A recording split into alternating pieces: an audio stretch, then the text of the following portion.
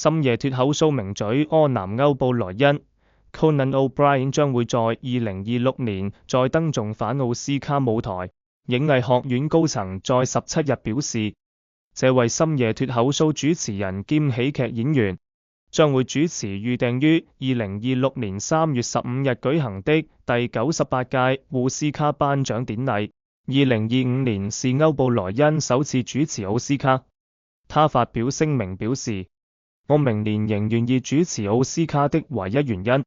是因為我想聽安卓亞布洛迪 Adrien Brody 完成他的致辭。迪士尼電視集團 Disney Television Group 總裁厄爾維奇 Craig Garrett 在聲明中表示，柯南獨特的喜劇風格完美捕捉當下那一刻。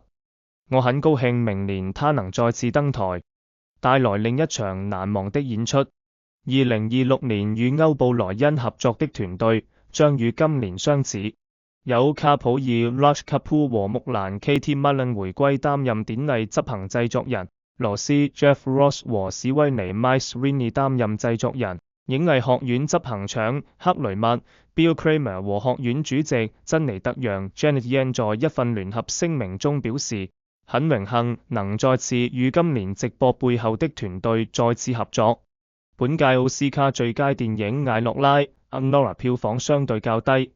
不過卻創下頒獎典禮5年來最多收視觀眾人數紀錄。負責轉播的美國廣播公司 ABC 估計，有1970萬名觀眾收看第97屆奧斯卡頒獎典禮，其中18歲至49歲年齡層的觀眾人數大幅增加，而這增長靠的是年輕觀眾使用手機和筆電收看而來。同時，奧斯卡也是2025年收視率最高的黃金時段娛樂節目。奧斯卡組織者也表示，